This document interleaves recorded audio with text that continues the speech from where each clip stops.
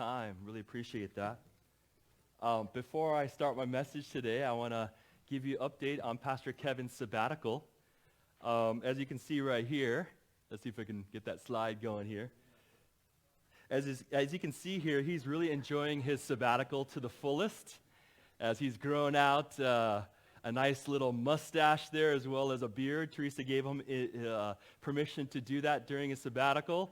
And they're just making memories just together as they enjoy the time in the Holy Land. I don't know about you, but I'm really impressed with Pastor Kevin's prowess for being able to even grow a beard like that. You know, if I grew a beard like that, it would be like catfish whiskers. That's what it would be. So, Pastor Kevin, if you are listening on Facebook Live right now, just want to encourage you to just rest and recharge. And we're looking forward to you coming back to welcome to the family weekend in late November. That photo was actually taken from the Holy Land at a beach called Lamir. And as some of you are aware, we actually have a group of people from Crossroads Church that are actually on a tour to Israel and Jordan right now. And this is not too far from the setting of the passage that we're going to be going through today in Scripture. You'll see my little Google Maps right there. We live in a technological age where you could just, locate an area anywhere around the world, and it'll show you how far it is, except for North Korea, of course. But, you could do it in the Holy Land right here. So Lamir, which is in Tel Aviv, a beach, and you go to Tiberias, which is right around the Sea of Galilee, which places us where we're at. That's about 135 kilometers, which in some of you guys are just like, kilometers, I don't understand, that seems kind of high. It's 60 miles, right? In our language here in America, and that is basically from San Clemente to Los Angeles. So if anybody ever makes that commute, you know exactly where Pastor Kevin and Teresa are and where this setting of this passage. Isn't that amazing that he's actually in the place with this group where Jesus walked with his disciples? I can't wait to knock that off my bucket list sometime pretty soon. But we started a new mini-series last week, actually, by one of our speakers here, Vivian Mabuni, and she shared about the healing of a demon-possessed man named Legion, and Luke 8:26, if you guys remember. And he was called Legion because he had many demons in him, right? It wasn't just one, but it was multiple. And so Jesus cast all of those demons out. It was a pretty miraculous display of a miracle.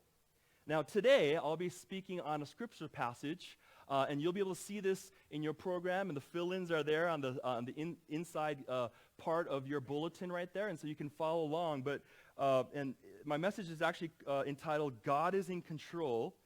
And but before we actually read the passage together, I want to share you a little bit about this idea of what miracles are, right? I want to give you a definition because there's a lot of confusion out there when it comes to what miracles truly are, okay? Let me give you an example. When a young athlete makes a last-minute half-court shot that wins the home team's championship for the first time in a century, the next day, the news articles say it was a miracle, right? You guys have probably seen that, right? Or what about when you or I go to a shopping area and we're driving and it's crazy. Some of these places don't have parking structures, and you go and you get that first parking spot right in front of the store and you say, it was divine intervention. It was a miracle, right? Or maybe you've heard of someone that's gotten in a car accident and that person said, it's a miracle that no one got hurt. Right? You've heard that before, right? Now, the truth about those three examples there is that they are unlikely occurrences, right? Would you agree? Yeah, they're unlikely occurrences, but they're not miraculous ones. They really aren't. Now, let me give you the actual definition of a miracle. Genuine miracles are direct acts of God where he intervenes suddenly and specifically and suspends the regular or usual course of events for redemptive purposes. In other words, It's something that wouldn't happen apart from God, right? It's just not physically able to take place. Some of you guys might remember, if you read the Gospels before, that Jesus actually raised someone from the dead, right? You guys remember Lazarus? Some of you guys know that name. You've heard it before, right? Lazarus was not dead for just a few seconds or moments or days, or hours. He was dead for days, right? So this is not something where someone can get healed or raised from the dead by CPR or shock paddles, right? This is something extraordinary. He needed a resurrection, Lazarus. He needed a miracle. He needed a direct, here's the definition again, a direct act from God intervening suddenly and specifically in order to kind of turn around the regular course of events, in this case, death, right, for redemptive purposes. Now note the phrase, redemptive purposes. That's not just a throwaway statement right there, all right? It reminds us that miracles are commonly called signs and wonders in the Bible. Have you heard of that before, right? Jesus came and performed signs and wonders. The reason why we call miracles signs is because it points us to something that is true, right? That's the purpose behind that miracle. And the reason why we say that miracles are wonders is because they're actually there to inspire awe and worship of Jesus, right? That's the point of sign and wonders. Now, we have a little bit of a clearer definition, would you agree, of what a miracle is, right? And so now what I want to do is give you a little bit of context right before we actually read our first verse today.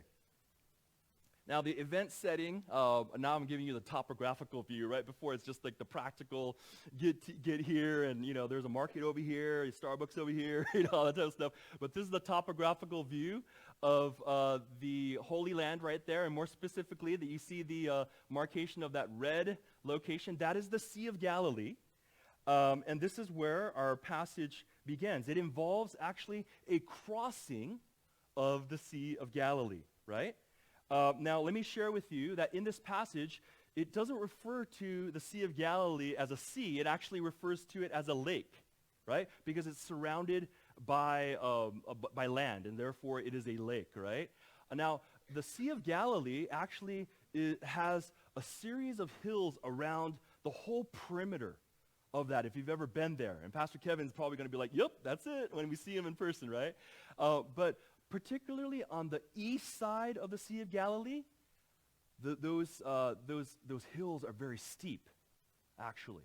And one of the things that happens is cold air will go through those gaps in those hills and go over the water and actually interact with warm winds and create an intense weather, storm or wind, where meteorologists would actually say that it is dangerous, right? So we're seeing something that is possible to happen. So let's go ahead and jump into the text. This is from Luke 8:22, and you'll see this in your outline right there. Let's read this and just follow me. One day, Jesus said to his disciples, "Let us go over to the other side of the lake." So they got into a boat and set out. As they sailed, he fell asleep, Jesus. A squall, which is a sudden violent gust of wind, came down on the lake, so that the boat was being swamped, and they were in great danger. As Jesus rests, a storm occurs, right? Now, before the disciples have time to react, whirlwinds emerge, and they find themselves at risk in the boat. Waves sweep over the edge, and they really feel like they are going to get capsized. That's what's going on right here. Now, you guys are probably wondering, why is Jesus resting, right? Well, Jesus is resting because if you read anything up to this point or what he was doing in his earthly ministry, he had a threefold ministry, and that was preaching, teaching, and healing. Guess what? That takes a lot of energy to sustain throughout the year and day. here's really something interesting about Jesus that hopefully you've heard before, but I will say it again. Jesus was 100% deity, but he was also 100% human. You guys are like, that doesn't make sense. Are you saying he's 200%? Yes. He's a special, unique person, right? He's like no other. So as a result, he would experience the same thing that you and I experience in this life of being tired, of, all the things that come our way, stress, all those things. But at the same time, he was able to rise above those things and not sin because he was God. Does that make sense, guys? Okay, special being. So just like these disciples, when you and I encounter the storms of life, how do we react, right? Many times, we feel helpless. Would you agree? Right? We feel helpless. And I know the situation that we're reading about in this passage has to do with nature, but the reality is, when you and I are put into a situation where we question God and say, God, why are you kind of allowing for this to happen? We feel really helpless, and we actually feel a little deceived, right? We feel like, wait, isn't the Christian life supposed to be better, right? Isn't that what you promised, the abundant life, right? So those questions start to emerge. Let me mention a few things here. Events in our lives not only allow us to sometimes feel helpless, but also they make us feel that we're at risk, right? Maybe you are in a job situation that calls you to stand up for something. Maybe you have someone in your family that is in a serious illness right now. Maybe some of you guys have experienced an unexpected tragedy. Or you've experienced a relational breakdown. And you're wondering, what's going on, God? Why am I in this situation? You're thinking to yourself, God, it's like you're asking me to fend myself from the situation. You're sleeping on the job. That's what you're doing right now. This leads us to our first truth point, and that is, you have to go through the storm to get to the other side. You have to go through the storm. You can write that in your fill-in. To get to the other side. The major focus in this passage comes in the disciples' struggle of faith and in their discussion on Jesus' authority. We too can have that same feeling of desperation because of the winds and the storms and the struggles that you and I experience here on earth. Especially in the midst of events beyond our control, we often feel that God is somehow unaware and is not watching. Have you ever felt that way today, church? I have many times in my life. We feel like not only is he sleeping on the job, but he's sleeping on the wheel, right? And the reality is we question, does he care for us? Let me share with you something that recently happened this week, actually. And it has to do with relational storms. More specifically, marital storms. So I always ask Susie before if I can share a situation, and she gave her permission here. And so I'm going to share something that happened this past Thursday. And you'll be able to kind of get a picture of how this happens in real life.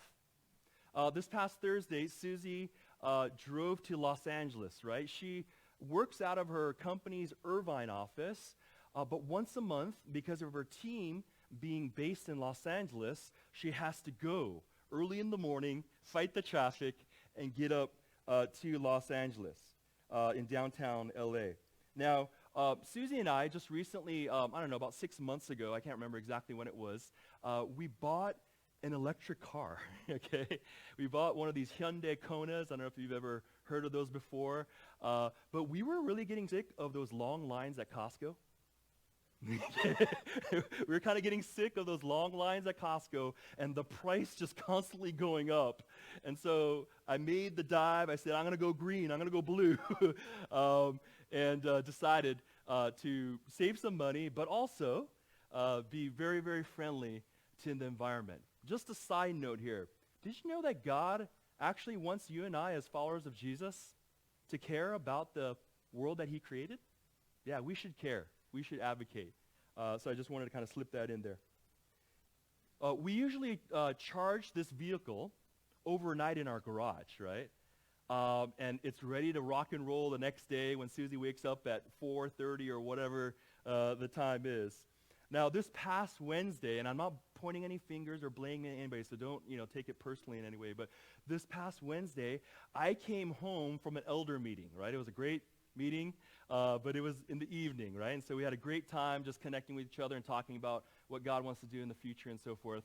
And so I came home, and my wife was busy cleaning the house, okay? And I kind of wondered, why is she cleaning the house like the day before she has to go to L.A.?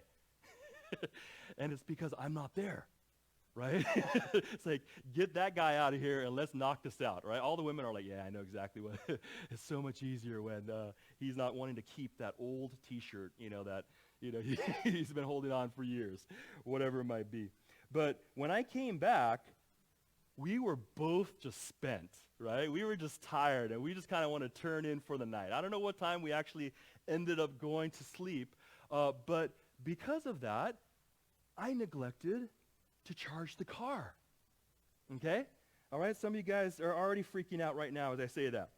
Now, we woke up the next day, and Susie was out the door before any of the kids or even I woke up, okay?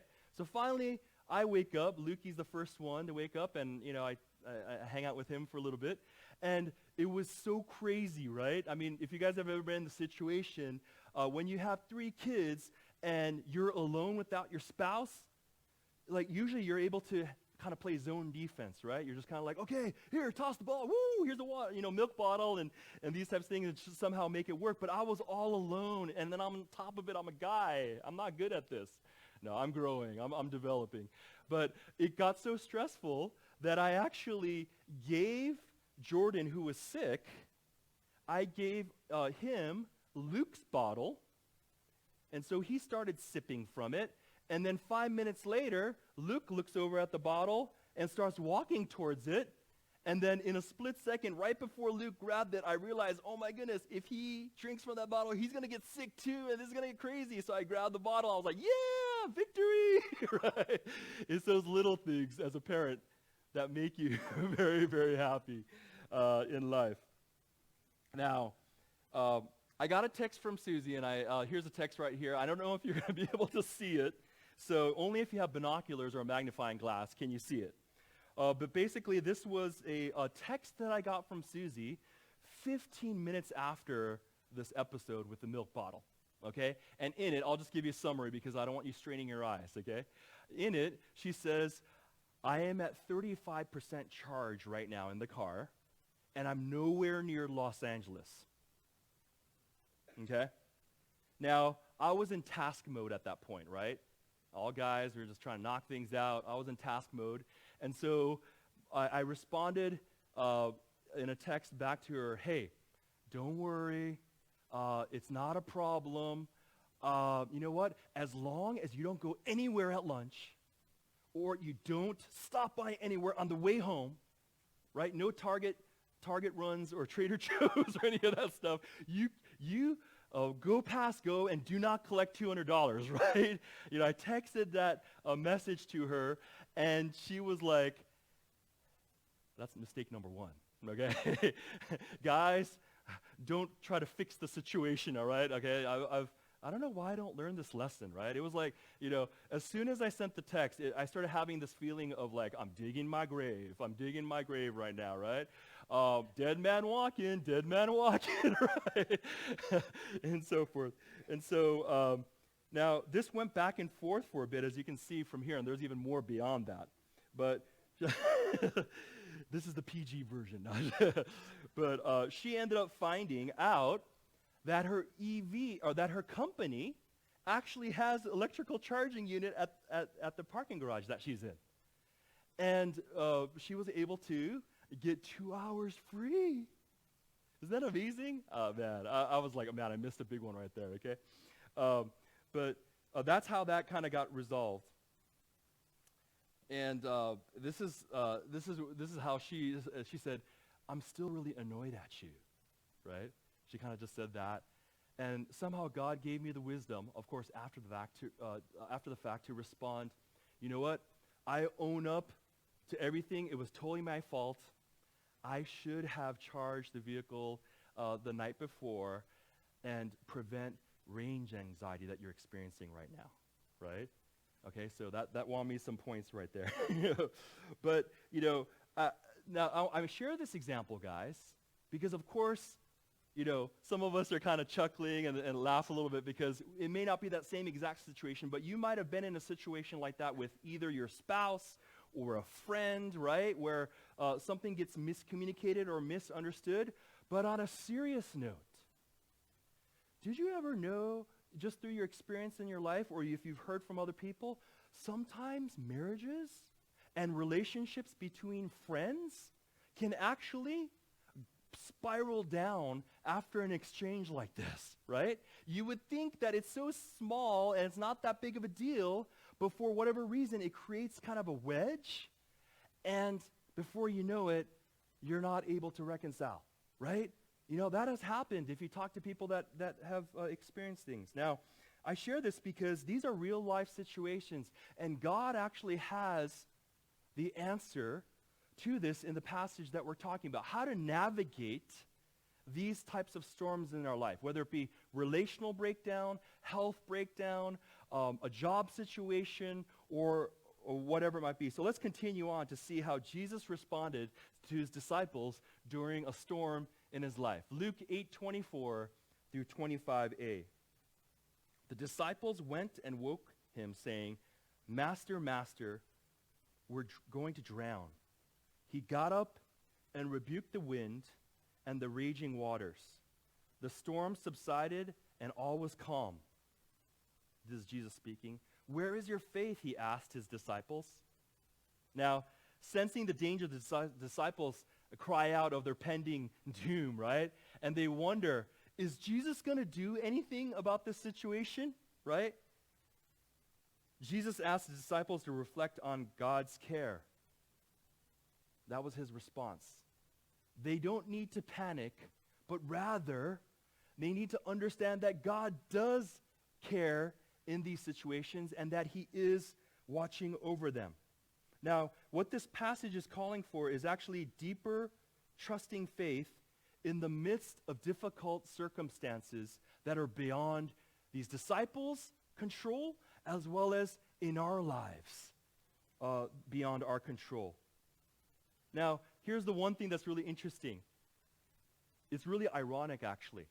A few of these disciples were actually fishermen, right? You might recall. And they were the ones that now started turning to Jesus for direction. Do you see that subtle shift, right? If anything, the fishermen are the expert. But now we see a transition where they're willing to hear from him in the midst of this storm. Yet, here's the thing. Here's the takeaway from this right here. Yet they were powerless to deal with this strong force of the storm, right? Now, I want to give you a little Greek lesson right here. This is what I paid a lot of money to seminary to learn, is a Koine Greek, a dead language. But it is helpful when you're trying to understand a little bit more about what the original intent of the author wrote. This is the Greek word epitimao. And what epitimao stands for, if you see right there, it's kind of small right there, but it stands for the word rebuke. Right? You might see it in your outline, that little squiggly cursive thing. That's the epitimao, which means rebuke in the English language. Jesus rebuked the storm. If you do any study of that particular word, what is going on here is that Jesus is rebuking a spirit. This is spiritual warfare taking place on the lake. I know for a lot of us right here, we're just like, what? Really? I mean, it's just a storm. This is supposed to happen all the time, right? And you can think of it that way. But remember what happened next? Remember I referred to the passage that was spoken on last week? Where were they journeying? They were journeying to the other side of the Sea of Galilee, and they were going to cast out a lot of demons out of Legion, right? So the devil and the spirits were actually trying to impede them from going to the other side. Does that make sense, guys? Right? And so there is spiritual warfare going on, both because of their mission at hand, but secondly, spiritual warfare because these disciples were feeling helpless. They were feeling overwhelmed. They didn't know what to do. And to top it off, Jesus was sleeping, right? He was resting, right? I don't know about you, but I would be really frustrated in the situation. Water's coming over, and this guy's just hanging out, taking his time, right? Very, very frustrating. Now, here's the one thing that I will give the disciples credit for, and I think it's something that you and I can learn as well.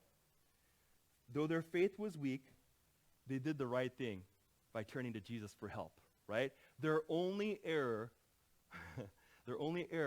was that they panicked, right? They kind of lost it. But they were willing to turn to Jesus. Had they understood God's care, they would have realized that divine care is something that doesn't just stop, but rather it goes with you as you are in the midst of rough waters in your life. That's how much God cares for you and me. Is that in the midst of that, actually, it's the opposite of what you and I are feeling. I know a lot of times we feel and have emotions that somehow he's gone, he's kind of like walked away from me and these types of things. But the reality is, he's actually there in the midst of us. We just need to call on his name. Does that make sense, guys, right there? Jesus turns and rebukes the wind immediately, and there is calm. Now here, then he asks them a crucial question. Where is your faith? That's one of the key questions of this passage. Where is your faith? Right? Because immediately he rebuked and bam, it was over. Right? We're going to go ahead and watch something together of someone in our congregation, Ryan Takaguchi, who recently, not too long ago, experienced a miracle in his life, and it had to do with light sensitivity. And the reason why I'm sharing this is because he was just like you and me, where we are constantly wanting to turn to God in faith, right? We want to grow in our faith. So let's watch this together. Well, hey, Ryan, thanks for just being a part of this interview as we talk about the message today on miracles of Jesus. So I wanted to ask you a few questions because you've encountered a miracle in your life. And so I wanted to talk about what it was like before the miracle, right? So we're talking about the passage today about how Jesus calmed the storms. Mm-hmm. But can you share a little bit about, you were a believer, you grew up in the church and so forth, but you didn't know the depths of God's power, of mm-hmm. Jesus' power. And so can you share a little bit about, like, before you encountered that, what was your life like? Well, I guess my life, like, so I had a concussion, so my miracle was God took away my light sensitivity, and that my light sensitivity came from my concussion. So it was definitely it was very socially limiting because wearing sunglasses all the time, I kind of look like an FBI agent. So I feel like it definitely intimidated some people at first glance. So it was definitely a little hard, like to make. It was just more of like another block I had to overcome on top of my other stuff. Right. So in one sense, you experienced darkness. Yeah, you felt kind of socially, in one sense, ostracized or whatever. Yeah. And then like I couldn't really enjoy like the true like beauty of like the like nature, I guess. I like to take like a lot of hikes, and not being able to experience that, like I didn't know what I was missing at the time, like just the beauty of like a sunset or sunrise, or like the vibrancy of all the colors and stuff. Like I was missing all that. Can you share next about just kind of the circumstances surrounding the breakthrough, where you experienced the power of Jesus, kind of just entering into your life as well as the people around you? Sure. So it was VBS week, end of the week on Friday, and in my like feeble opinion, I guess, I felt like I'd like chucked everything I had into the week, and I really wanted to participate in like the helper celebration, I guess, because you know it's like who would not want to like miss out on throwing water balloons at your friends and stuff. But I remember I was like super tired and just super wasn't feeling very well, so I was pretty annoyed at God because in my head I was like, God, like I'd worked so hard like serving you this week, like how come you couldn't give me this? And I was just generally like at the moment like just in a really self-pity party, just having so much self-pity on myself. Like looking back, it was kind of pathetic, but I guess that's kind of the point. Like I wasn't seeing the bigger picture, and I was pretty mad at God. I remember that. Wow. And obviously at KFC or VBS here at Crossroads, a lot of youth are involved. A lot of people are like group leaders or so forth like that. Can you share about how like the youth group rallied around you? Like what was that kind of moment where at least things started kind of moving in the right direction with Jesus' power? Okay. So I was just hanging out, like isolated because it was just too loud. And then like the old youth pastor Josh Carmen came and he's like, "Do you want prayer?" I'm like, "Sure." Like, why not? And he's like, "Do you really want it?" And I'm like, "Yeah, okay." Like I was a little hesitant because like I guess it's kind of like the Asian thing kicking in, like, like I don't want to like draw attention to myself. And then, so then I thought it was like gonna be like maybe him and somebody else. But then it's like I think it was like at least 15 people came into the room, like elders of the church, and then like some of my fellow peers, and I'm pretty sure more came in as we prayed.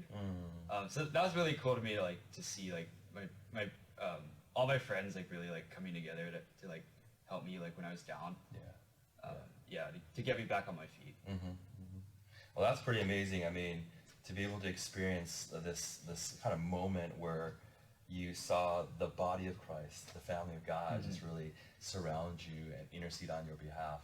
Now, this past KFC or VBS, I just happened to be walking into the room where you and some of the media folks, I think it was the nursery room downstairs, and I just made just kind of a passing statement, and I just said like, Jesus is the light of the world or something like that.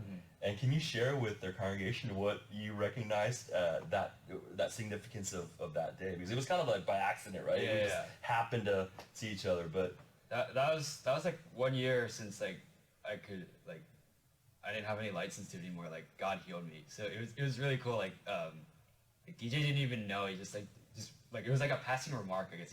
Jesus like, "Yeah, man, Jesus is the light of the world." I'm like, wait a minute, like hold on, like you have no idea what that means right now.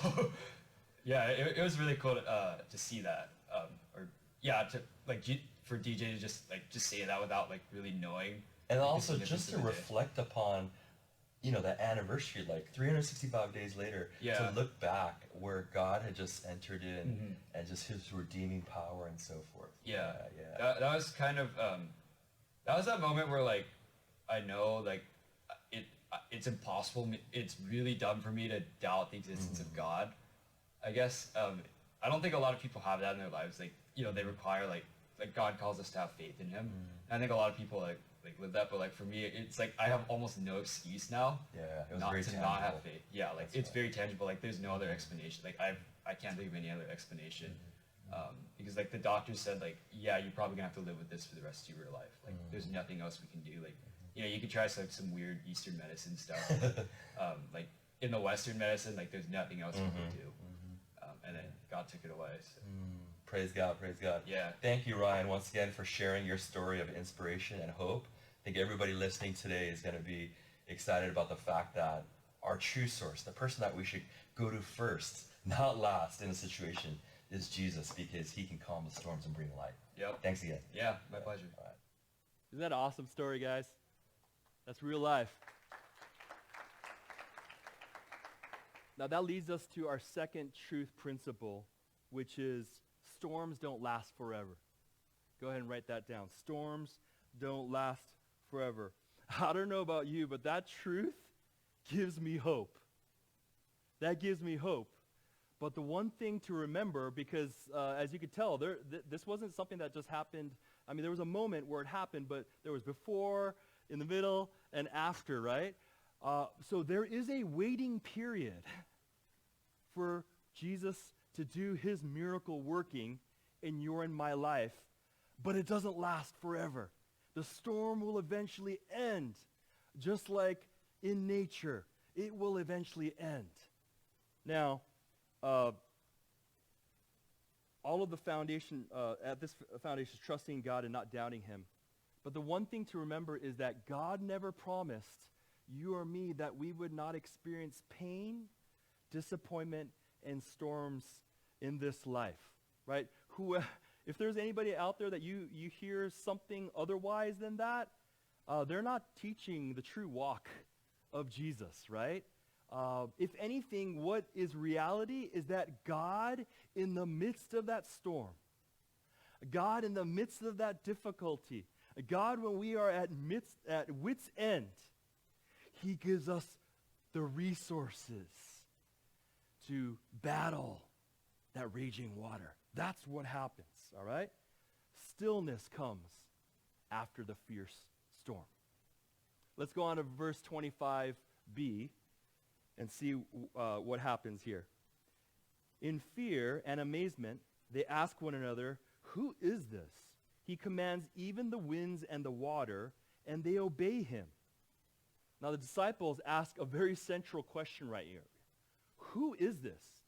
And this is a critical and crucial question because the Old Testament revealed over and over again who had authority over nature. God did. He was the one, when we look back at biblical stories, where there were major figures imploring God to help them out, right? Or God's people were described as experiencing actually relief from something that was going on, a severe weather situation or whatever might be happening, right? But here's the interesting thing about the passage that we're learning about today, is that Jesus was at work right there, in that place, directly with his disciples. The disciples are beginning to appreciate just how unique Jesus is. And this leads us to our truth number 3. Jesus has the power to remove the storm. Jesus has the power to remove the storm. You know, as the disciples were starting to kind of hang out with Jesus a little bit longer, right? Now, at this point, it was 3 years, right? They were living with him, you know, traveling around the Holy Land. They started to realize that this guy is not just some ordinary rabbi, right, that they were following. There's something different about this person. And the answer to the question, who is this, is a central issue of life that each and every human being in this world has to answer. Who is this Jesus? Let me tell you today that he is the unique Son of God. That's who he is. That's who he is. And he is there to allow us to overcome and be able to take on the storms of life that we encounter. When we're feeling helpless, when we're feeling overwhelmed, when we're feeling frustrated, we can turn to Jesus, and even though something doesn't happen right away, he promises that he will come in and get you through that storm.